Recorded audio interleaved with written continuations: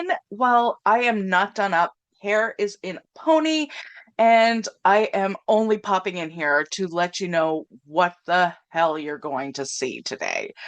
I have pulled some of my old videos off my personal YouTube channel that I used to post from my older podcast. E- anyway, I used to have like three other podcasts, and there was one that I actually posted videos from. So I was thinking I would repost them here just so you have a little bit more context and more episodes. So I'm going to do that, but what you're going to see is a little younger me in the past delivering this material. You'll see probably, I can't remember how many I pulled, like 4 or 5, something like that. Some of the information, some of the episodes you might have already listened to.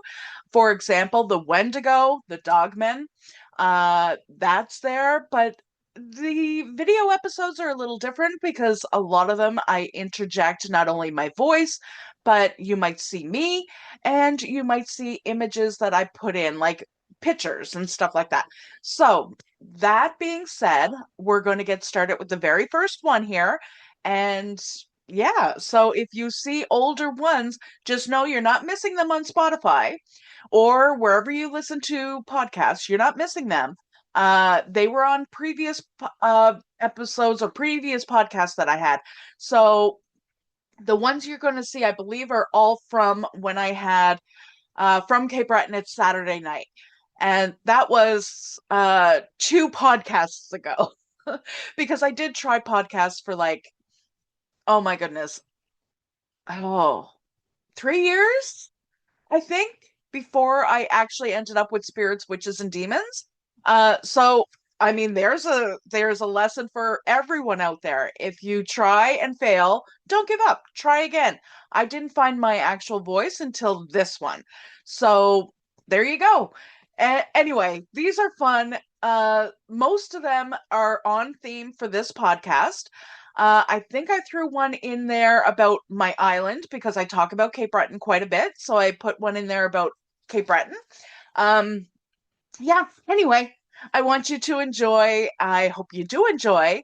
And anyone that has seen these before from my other channel, make a comment and let me know that you've already seen the content and you're like, I'm done with it. Okay. Anyway, until later, guys. Take care. The goosebumps hit my whole body. The chill ran down my spine. And I could feel something staring at me. Hey everyone, and welcome back. It has been only 1 week. Shocker. I am back this week. I hope you really enjoyed last week's and the YouTube video that followed. If you haven't caught it, head on over to my YouTube channel. It will be in the show notes. And see what I got up to at the Fortress of Louisburg. But today's episode, it's actually stemming from the fortress, so I hope you're ready. It's a story I really haven't shared with many people. Well, let's just get into it. From Cape Breton, it's Saturday night. Alright, so I don't even know where to start with this story because it's a doozy. Like, it's one that I honestly thought I was a little cray-cray, you know? It's paranormal or something. I stumble across this subject because I really don't know how to feel about it. I don't know what it was. I don't know anything, really. All I know is what I saw. So I will get into that. I will tell you exactly what I saw and how it went down. But why am I talking about it this week? Well, again, I went to the Fortress of Louisburg last Saturday, for a ghost hunt event. It was so fun, so amazing. Shout out to the Fortress of Louisburg Association, Haunts from the Cape, and 2 investigators that came down from Halifax to assist, Bill and Dana. It was really, I can't even stress enough how fun it was. It was my first group event. There was about 36 of us, I guess, plus all the investigators and Parks Canada employees that were on site. It is a National Historic Site that is run by Parks Canada. If you are in Canada, from Canada, you would be very familiar with that term, Parks Canada. If you're not, if you've never visited, it is an organization, a federal organization that runs our national parks, so landscapes, parks you can visit, as well as national historic sites such as the Fortress of Louisbourg and the Citadel in Halifax, as well as the Alexander Graham Bell Museum here in Cape Breton Island. So things that are historically important to Canada are run by Parks Canada. Okay, that out of the way, let's get into the night. So the night began just as normal. Started to meet some people, get to know some new friends. Went on a little tour of the area. I won't go into grand details about the whole night. You can see that on my YouTube channel. Again, it's linked in the show notes. And if you're just visiting me for the first time, you've just stumbled upon this podcast anywhere you listen to podcasts, make sure you rate this because it really helps the podcast reach more people, and that would really help me out. If you're viewing this on YouTube and you're not subscribed, hit the subscribe button below and like this, and that way more people will get to see it, and that would really help me out as well. And I do truly appreciate it. Everyone that stops by to listen, that's awesome. Thank you so much. Okay, so we're doing our thing, and one of the spots that the group I was in was investigating. I wasn't really paying attention to the investigation part of it. I was kind of being more social and meeting people. And one of the people I met was telling a story about a dogman. And that really intrigued me. I actually walked up and said, I'm sorry to interrupt, but can you elaborate? What are you talking about? Tell me more. So he did. And he was actually relaying a story that one of the investigators that was conducting the investigation I was not participating in had experienced himself. So when this investigator was done and we were moving on to another location, I stopped him and said, hey, so I hear that you saw this dogman thing. I just want you to know I saw one too. So that kind of intrigued him, and it really intrigued me. I was shocked. When I heard that somebody had seen one, my jaw probably hit the floor. It was dark, you probably couldn't see it, but I felt it. It hit the floor, and I had never heard of anyone ever seeing something like that before. So I've never researched it. I've never seen or heard any other podcasts about it. I've never seen any YouTube videos about it because I've never even Googled it. I didn't even know what to call it. It kind of would resemble, when they say dogman, it kind of resembled like a werewolf kind of thing.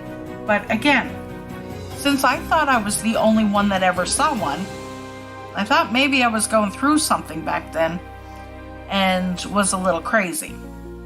So let me tell you my story. First, I'll give you a little bit of a background on me.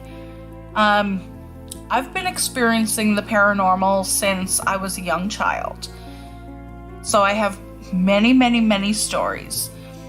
And I've seen my fair share of weird and freaky stuff, but this was far beyond anything I've ever experienced or seen before or since.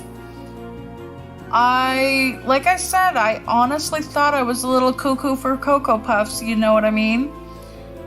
It wasn't until I heard this guy's story that I thought, damn, that's validation. Somebody else has seen this. Sorry, pardon me. So here's my experience. Back March 2001, So we're heading back over 22 years ago. It was nighttime. It was a clear night. It was cold. I mean, Canadian winters can be fairly cold. And my best friend was moving with her 2 young children to Ontario, where her husband was working. So I wanted to spend as much time with her before she moved as possible. And this certain night, she had a few errands that she had to get done before she left, so tie up some loose ends kind of thing. And so I volunteered to be her driver. I pick her up, we head to town, or to the city, the only city on the island, and we do, a few things in the city, tick off a few things off her errand list. And then one of the last things that she wanted to do was go to her grandmother's house and drop off a book that she had borrowed. So we finish up in the city and we head back out to the country, or like we like to call it here, the boonies. And we head to her grandmother's house. This is, I don't know what time it is, like 9 o'clock maybe at night. Again, it's winter time, so it's dark as crap out there. And it was a clear night. You could see the stars. There was snow on the ground, but the roads were clear and the driveways were clear and all that stuff. So we head out there and we get to her grandmother's house, which is located off the main highway. And I pull down the driveway, which is roughly about a quarter mile or so, give or take, a few feet. So I pull down the driveway and to the back of the house, small, quaint little white house. And I'm parked in the back by the back door and the back step. And my car is facing the tree line.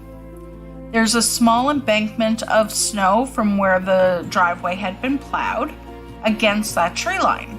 So I'm sitting in the car. My friend gets out. Her 2 young children are nestled all cozy and warm in my back seat in their car seats. They're very young. I think one was 9 months old and the other was a toddler. So they're all nestled and cozy in the back seat.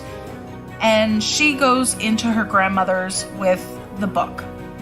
So not only is she just quickly going in, dropping the book and leaving, she wants to say a proper goodbye to her grandmother before she moves. And I knew that before we got there, and I'm more than patient to wait. And we didn't want to wake up the children to go inside, all of us, so I sat in the car with the children. As I'm sitting, listening to the radio, waiting for her, I can see where my headlights are shining against that bank of snow, which is not too tall, maybe about 1.5 feet, 2 feet. There's the trees in behind that snow. And on top of the snow, I start to see glowing eyes. We do have a lot of wildlife here, especially in the countryside. Coyotes, they're plentiful. There's a lot, and when I say a lot, I am not exaggerating. I think I could say thousands upon thousands of coyotes on the island. To see one, super common. However, to see a pack, that's not very common. So I'm looking and I see multiple sets of eyes. So I'm really paying attention. I'm looking hard. Like I'm leaning forward. I'm grasping the steering wheel. I'm looking, and I'm seeing at least 8 sets of eyes. And then they move forward and I can see that they're coyotes. I can see them. My headlights are shining on them. I turn the high beams on. I can see them clearly. And this is when I start praying that, oh my God, I hope my friend doesn't come out of the house right at this moment, because if she did, she'd be walking down the stairs facing these coyotes. And it's a pack of about 8, like I said. So as I'm praying that she doesn't come out at that moment, I'm thinking, how can I scare these guys off? Like, I don't want to throw anything or do anything like that. I don't want to harm them, but I kind of want to, like, burp my horn or flash my lights, or rev the engine, or do something that kind of scares them off into the distance. And as I'm thinking about this, I haven't done anything yet, because I really was trying to think of the best way to do this without waking the children or alarming my friend that she does come out, where I didn't want her to come out at that moment. So I'm thinking about it, I'm praying that she doesn't come out, and then I feel it. I felt this unbelievable sear of goosebumps and chill. The goosebumps hit my whole body, the chill ran down my spine, and I could feel something staring at me. I'm sitting, again, I'm going to describe it, in my vehicle. I'm in the driver's seat, and I could feel something to my left. And of course, here in Canada, we do drive on the right side of the road, so when I'm sitting on the left and I feel to the left, it means I'm looking out my driver's side window. So I slowly turn my head to look out the window, and there's this thing. This massive, must be 6-7 feet tall, muscular, standing on 2 feet, hunched over, bent down, staring at me through the window. And I say he, it could have been a she, God knows, but it is staring at me. Its eyes are like too small for its head, it seems, piercing through me. I could see its fangs. It has horns like a ram coming out of the top of its head. Its head is the size of my window. It is tawny brown to a gray color, the whole thing. And its face kind of resembled a mix between a coyote and a wolf. Immediately, within milliseconds, my head whips to the back seat, so I turn my head to the right and look in the back at the 2 children. They're still sound asleep and safe. And as I whip my head around to look at the children, I slam my left hand down on my door, not on the door itself, but on the, I don't even know, the handle, I guess, where the buttons are for the windows and everything. I had an automatic lock to lock all the doors. This is a 1993 Chevrolet Cavalier. It's a boxy car, not the sleek little ones like the Cavalier and Sunfires that were the late 90s into 2000s.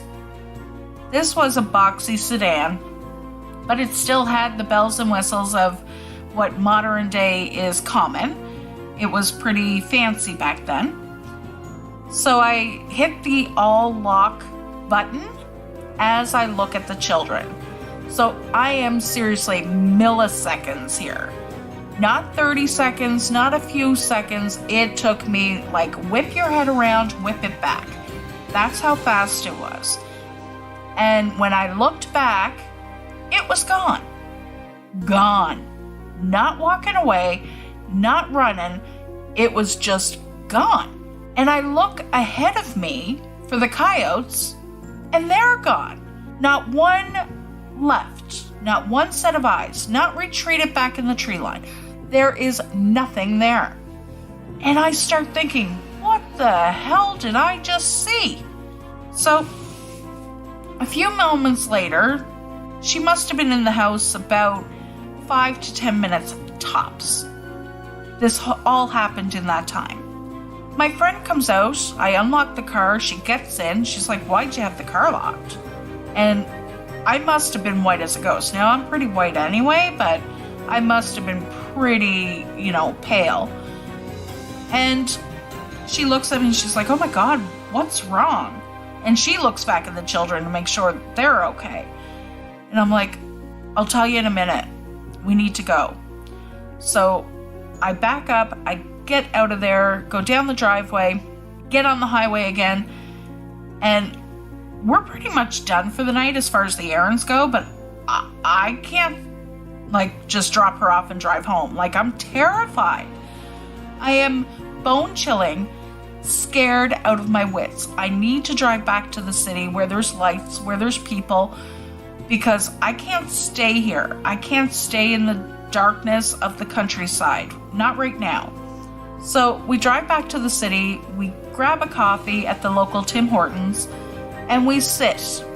The children are still sleeping, by the way. And I start to tell her my tale, my story. And my friend, not shaken by this at all. I mean, a little scared for me and for what I had seen, of course. But it doesn't seem to fizz her the way I thought it might.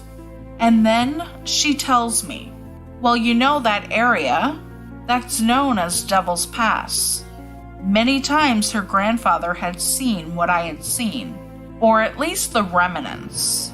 And what I mean by that is he'd be hunting and out in the backwoods, and he'd see a trail with 2 hoof prints and a tail marker. And he always told his grandchildren, the devil is out back. I don't know how true that is, but I'm telling you, I know what I saw. And if I could describe it in a few words, in one sentence, I would say Hollywood got it right. What they depict the devil as, with that grimacing, large, kind of animal face with the horns and the muscular body, that's it. That's what I saw. Now, whether or not you believe me, whether or not you believe in the paranormal, that's up to you. I can only, it still gives me shivers and I can't even put my words together, but I can only believe in what I see with my own 2 eyes, and that's what I saw. So next week, I don't know what I'm going to tell you, but I have plenty of these kind of stories. Maybe not this grimacing and scary, but I have plenty of paranormal stories. So maybe you'd like to hear something like that. I'd love to know what you'd like to hear. So leave me a comment, whether it's on YouTube, on the video, or anywhere you listen to podcasts. Leave a comment and let me know, or you can write to me. I'll leave the email in the show notes as well. And you can tell me your stories. Maybe you'd like to share something you've seen. Maybe you think you're alone in what you saw, just like I thought I was alone. Just so you know, you're not. You're totally not. I'm now in my late 40s. I saw this thing when I was in my mid-20s. And for all this time, over 22 years, I thought I was a little crazy. But after last weekend, I now know I'm not. Well, until next week, guys, take care. Have fun. Enjoy Canada Day today if you're celebrating and you're in Canada. Happy Canada Day. See you later, friends.